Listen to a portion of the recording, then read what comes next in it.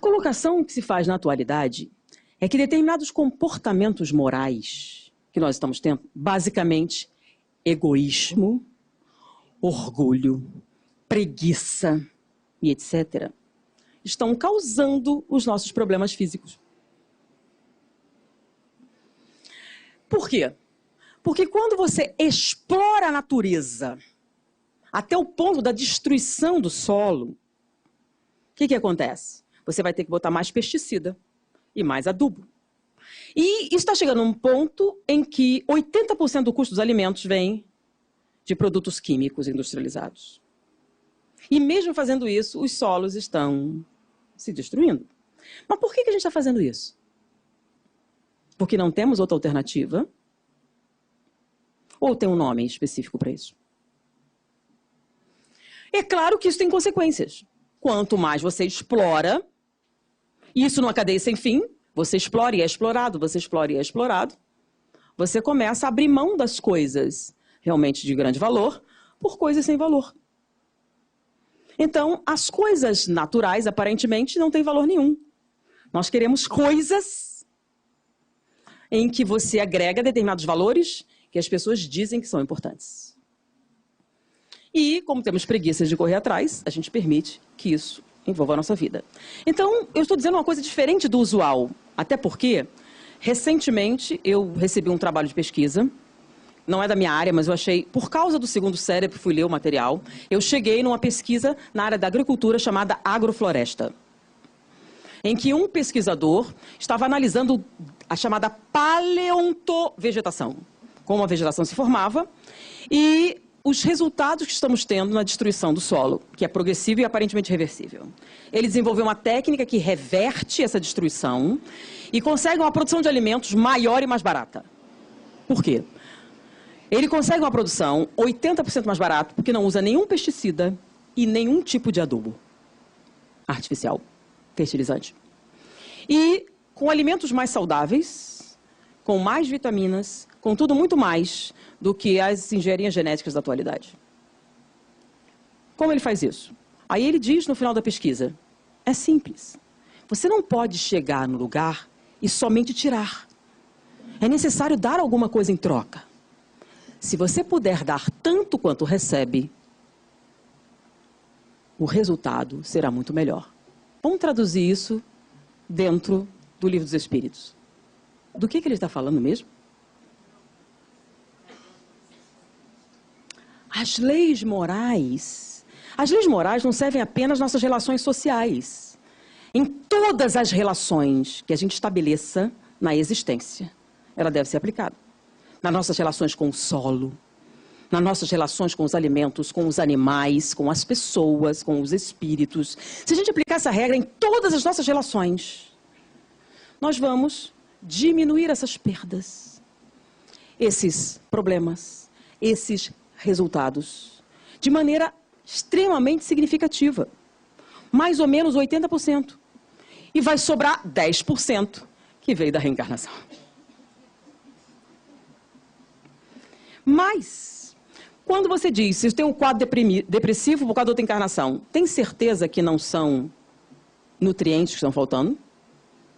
Tem certeza que não são estilos de vida que você está desenvolvendo? Tem certeza que não é fruto do seu egoísmo, do seu orgulho e da sua vaidade? E eu não estou falando diretamente, indiretamente. Tá? Então, se você tem muita preguiça, você faz o quê? Lei do menor esforço. O que acontece com a lei do menor esforço? Quanto mais barato e mais fácil, melhor. Tem certeza? A vida sedentária que a gente vive, a gente bota o quê? Tudo automático. E aí vai para a academia pagar R$200 para emagrecer. Ficar correndo no negócio. Não é não? Olha que interessante. Você não quer fazer nenhum trabalho braçal e vai levantar peso na academia e fazer dieta. Dieta. Vocês já notaram que a indústria da cosmetologia é mais importante? 90% dos bioquímicos e dos farmacêuticos não trabalham na área de saúde. Trabalham na área dos cosméticos. Só 10% vai para a área de saúde. Por quê? Porque você ganha muito mais com cosmético, né? Fazer remédio não é tão vantajoso quanto fazer shampoo. Porque hoje em dia não tem mais cabelo ruim, tem mulher pobre. Se você tiver dinheiro, resolve. Mas o que você está trocando? Por que você está precisando de tantas coisas assim? Quando você nota que muito do que você tem de déficit é artificial. Então, quando a gente chega no Livro dos Espíritos e fala sobre essa questão da sintonia, da afinidade, do equilíbrio, a gente vendo essas respostas da ciência, porque vocês não precisam acreditar em mim, pega a super interessante, que saiu agora, Agrofloresta, e ele diz isso. É a exploração e o egoísmo na natureza que está dando esses resultados. Então, uma das colocações atuais do cientista é que muitos dos nossos mal-estares emocionais não são psicológicos, são alimentares. Então, tudo é culpa da mãe, né? Lembra de Freud? É culpa dos meus problemas da minha mãe. Freud já tinha provado, a culpa é da mãe. Tem certeza? Quem é espírita? Quem é espírita, acredita na reencarnação, sabe que cada um tem a mãe que merece. Então, não é bem culpa da mãe, é sua mesmo. Então, a conclusão que os cientistas falam é que problemas psicológicos existem. Mas que no cálculo atual, 80% é biológico. É do comportamento que nós estabelecemos com relação à natureza. Quando eu digo natureza, em todos os sentidos, tá? É nossa relação com ela. Enquanto nossa relação for egoísta, nós vamos ter esses efeitos adversos. Tá bom? O que é uma relação egoísta? Você quer que o lucro seja todo para você. É tipo assim, você pegou o suco, bebeu até fartar, mas não quer que ninguém mais beba e joga o resto fora. Muitos fazem isso. E essa relação causa um desequilíbrio biológico. E aí vamos pagar por isso. Então, não é da outra encarnação, é do comportamento presente. Tá? Nós somos egoístas? Nós colocamos o nosso prazer diante de todos os outros? E aí eu boto as crianças também, a sua conveniência. Tá? Você vai fazer o que for menos trabalhoso, tá? E que te der mais ócio. E aí as consequências são essas. A gente fala que quer homens mais dinâmicos, mas bota o nosso filho para assistir televisão 80% do tempo. Certo? A gente quer pessoas mais saudáveis e cria circunstâncias que impedem uma atividade biológica compatível. E não queremos pagar o custo? Não queremos. Queremos que outro pague. Então, você não quer descascar uma laranja, quer uma pílula. Você não quer ter o trabalho de fazer o peixe, você quer uma lata de atum. Você quer uma coisa... Na verdade, vocês querem uma pílula, né? Não precisa ter trabalho nenhum. Você engole e acabou. Tem gente fazendo isso com shakes, né? Em vez de comer, toma um... A ideia é emagrecer, né? Não é complicado? E aí, por que o boom das drogas? Por que elas aumentam? É uma forma de fugir. É uma forma de fugir às consequências dos seus atos. Então, em vez de trabalhar para enfrentar os seus problemas, você prefere fugir dele, usando o subterfúgio. E quando eu falo de dependência química, não são apenas drogas legais, as drogas ilegais. As drogas legais são um volume muito maior da dependência do que as ilegais. Tá? Porque as ilegais são meio difíceis de conseguir. Nem todo mundo tem acesso. Agora, por quê? Porque ele tem um efeito depressivo similar. Você relaxa os músculos, né? Pode não conseguir com a mente, mas os músculos, pelo menos, relaxam. Só que tem consequências. Todas as drogas têm consequências. Não existe uma única droga que não tenha consequência. E aí a minha avó fazia uma brincadeira que eu achava muito interessante. Né? Se remédio fosse bom, chamava curédio. Aí por quê? Porque remédio remedeia, curédio cura. E é uma brincadeira, mas nunca foi tão oportuna quanto hoje. Qual a fonte verdadeira dos nossos problemas? Então, pensem bem. Então, existe uma corrente hoje, tá, da ciência, da neurologia e da psiquiatria, que associa a alimentação com transtornos mentais.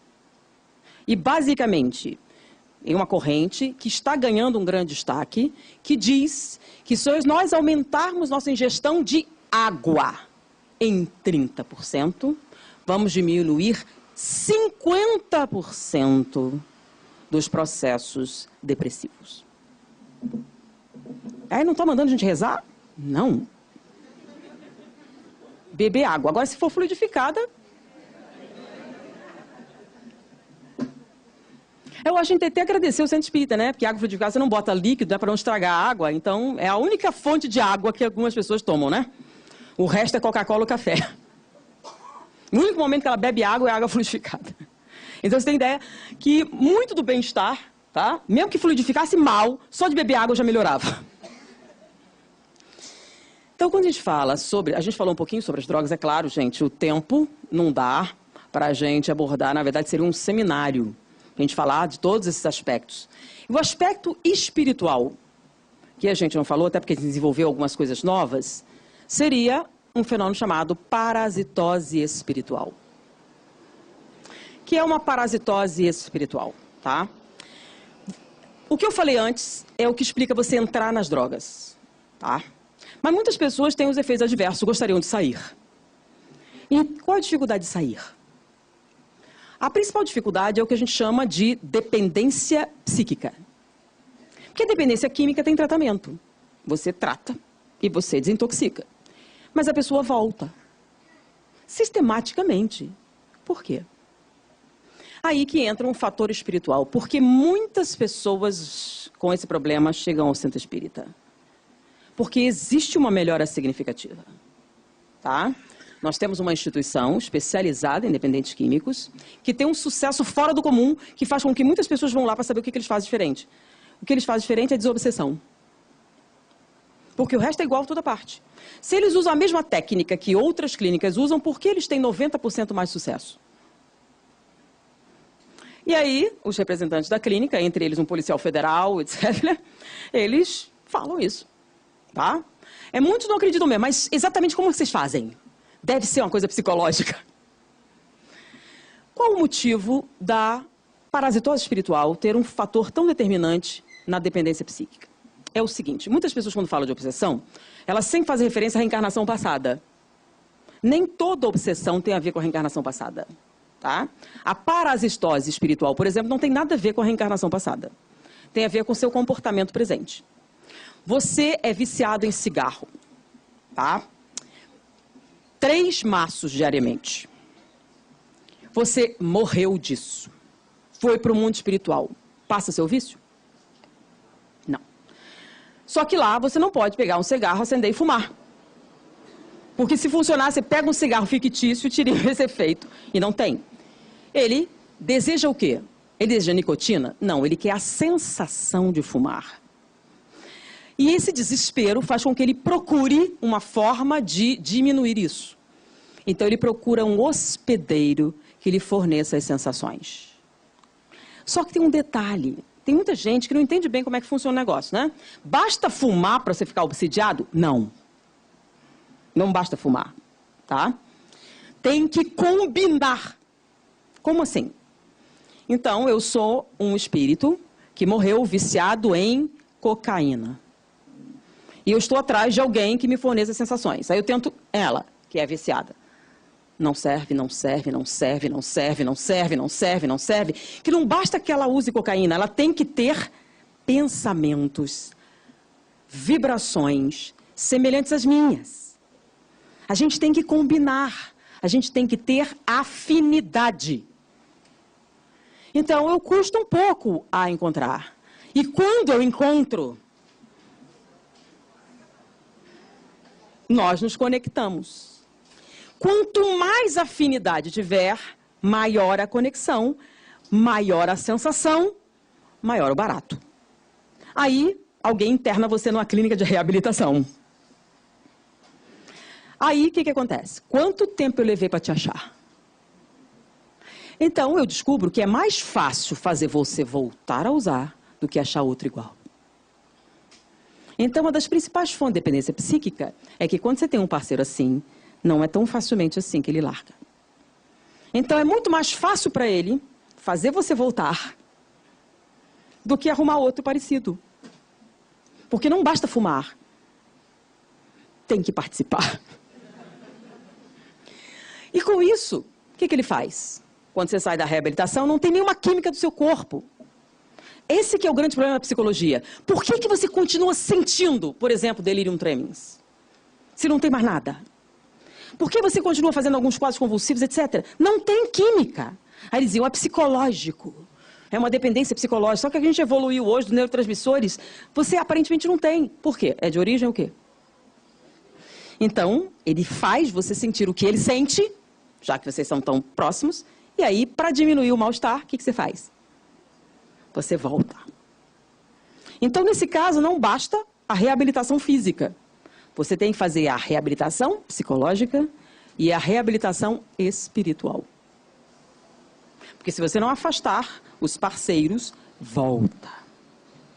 Por quê? Porque é muito forte. Há quanto tempo vocês estão juntos? É quase um estado simbiótico. E não tem nada a ver com o passado. Inclusive, quando você conversa, não, inimigo de jeito nenhum. Nós somos chapas.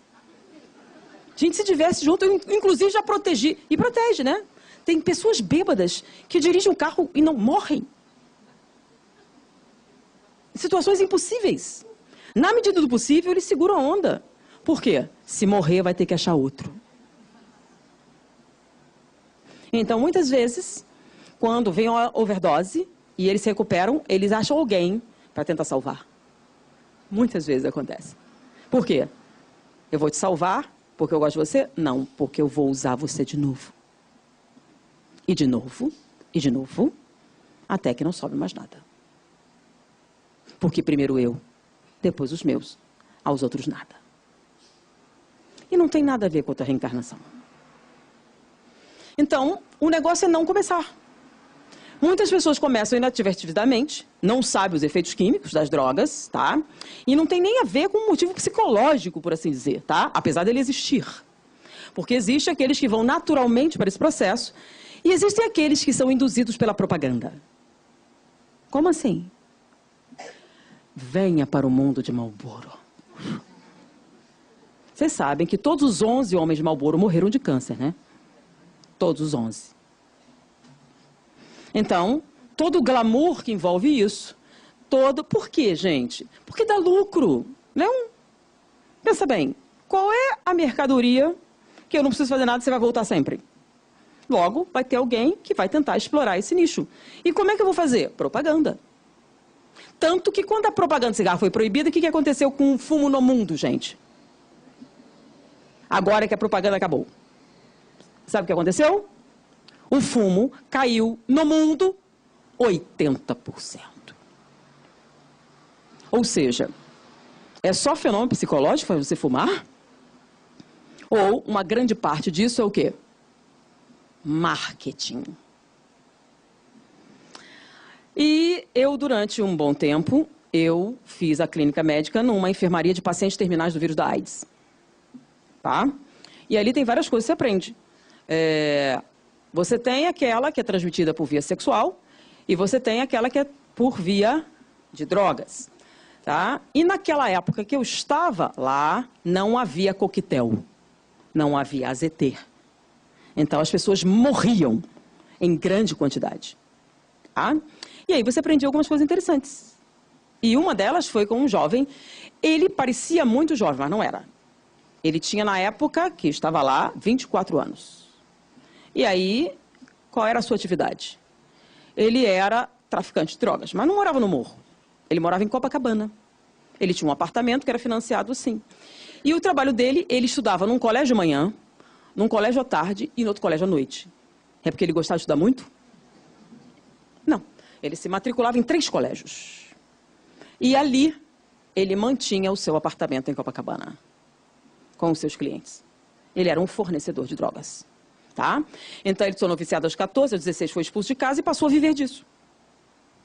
E ele explicou algumas coisas, por exemplo, nesse processo. Ele disse que há um marketing que quando você entra no negócio, você aprende como fazer. Tá? E quando ele começou a aprender, ele tinha uma aparência, então ele serve para algumas coisas. Alguns são aviões, alguns são isso, são aquilo. E ele tinha uma característica. Então ele aprendeu como ele escolhia os seus fregueses.